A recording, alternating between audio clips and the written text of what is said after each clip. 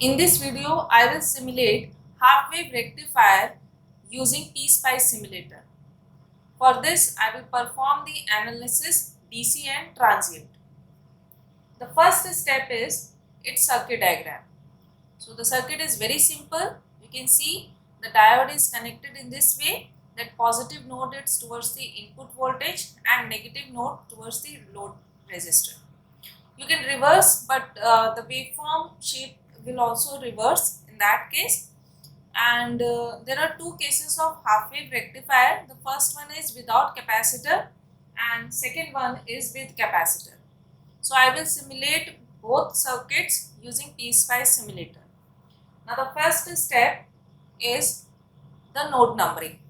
For that, all the grounds are numbered 0 and then let it be the first node and this one be the second node. So this is the node numbering, and don't forget the point that for DC analysis beam should be DC type, and for transient analysis the beam should be time varying signal.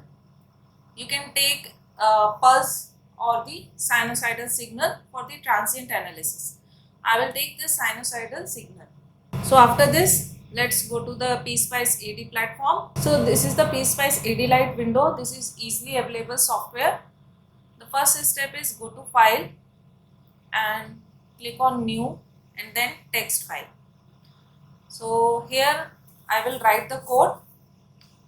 The 0th line, don't start writing code from 0th line. This is for the comment, and I will give name to this circuit file. Let it be half wave no capacitor. So without a space I have given the name and then enter. This is the first line. Now I will describe the whole circuit remembering the node number. So first I will describe the diode. For describing the diode, the first alphabet should be D, and then name of the diode. So I will give the name of diode, let it be D1, and then positive node, it is 1, and the negative node, so it is 2, and then the model name. So let it be D mod. Friends, this model name is actually used for all the electronic devices. Okay, so next you will see that I will define this model with some parameters, but before that, describing the resistor. So for resistor, first alphabet should be R, let the name be 1, and it is connected between 2 and 0, and its value is 1 kilo ohm. Need not to write ohm, then enter. Now the input source, since I am first performing the DC analysis, for that my beam should be DC type. So for the voltage source, first alphabet should be V, and then V in is the name of the voltage source. It is connected between 1 and 0. Always write first positive node and then negative node. And now the type of the input source, so it is DC. Let the initial voltage be 1 volt. Okay. After this, now define the diode model. For this, the command should be dot model, and then the name of the model, it is D mod, and this name of the model is used for the diode. So D. Here D is defining the type of the device you are using. And next, the parameters of the diode. I will write only 4 parameters of the diode.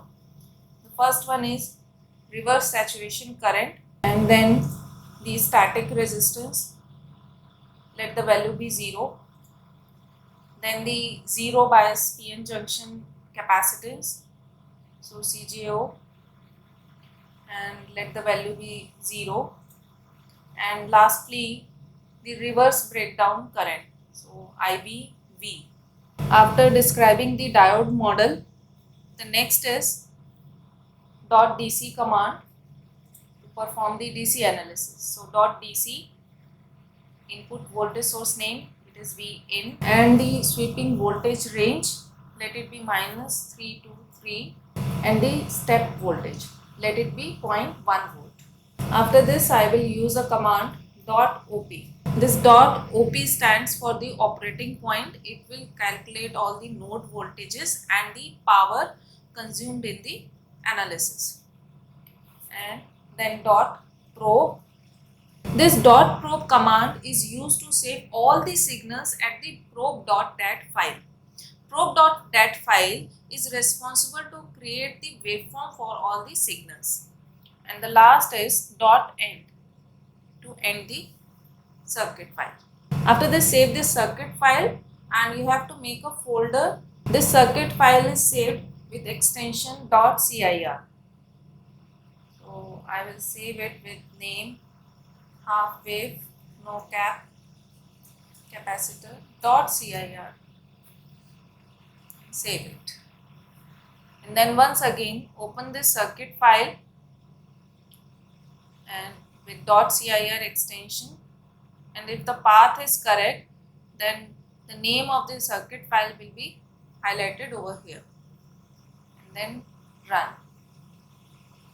If there is no error, then this waveform window will appear. Go to the trace and select your output voltage. Remember the node numbers. So output is at node 2. So you can see in this waveform that input is varying from -3 to 3, and this is the cut-in voltage, and we are getting this output waveform. I am plotting the same Vin over this waveform. So you can see this is the difference between the input and the output. So output is exactly following the input because the diode becomes forward biased after the cutting voltage. Now next, importance of the .op command. So let's find out. This is the output file. Here I will see the node voltages. So these are the node voltages, and this is the total power dissipation in the circuit. Okay. Now let's simulate the transient response for the same circuit. For transient response, I have to vary the input voltage source from DC to transient type, and for this I am using sinusoidal input. So the parameters of the sinusoidal input source, first is the offset voltage, let it be 0, then amplitude of the input voltage source, let it be 1 volt, and then the frequency, let it be 1 kilohertz, and then delay time I am taking it 0, and the phase I am also taking it 0. Now close the bracket. Now I am writing the .tran command for the transient analysis. So .tran 2n is the time at which the data will be printed at the output file, and this analysis will run up to 2 milliseconds. Rest part is same, and then once again save it. You can save with another name. I am just overlapping with same circuit file. Don't forget to always save the circuit file with the .cir extension and then run. So there is no error, and you can see x-axis, it is varying from 0 to 2 millisecond. Now plotting the input first. So this is the input, and next at the same platform I am plotting the output waveform. So this is our output. Making changes in the trace. So going to the trace property, increasing its width to make it more visible, and same for the input. You can make another changes also, like to add some marker, and green one is the input and red one is the output. So this is the property of the half wave rectifier. It is rectifying the negative part of the input waveform. Now let's see the effect of the half wave rectifier when a capacitor is used at the load, or you can say half wave rectifier with capacitor. There will be a very small change. We have to add a capacitor in parallel of the load resistor. Rest part is same. So adding one capacitor.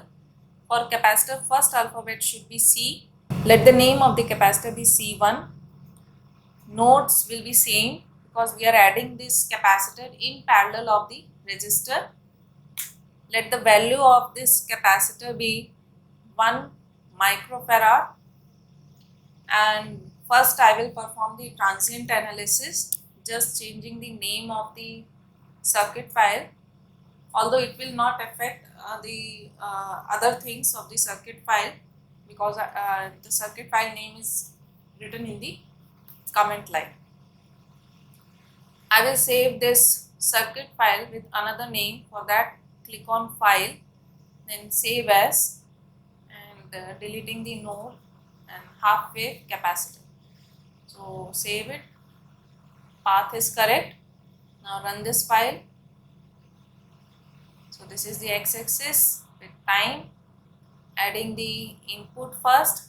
So input is at V1, and now the output response. So node 2, making it more visible.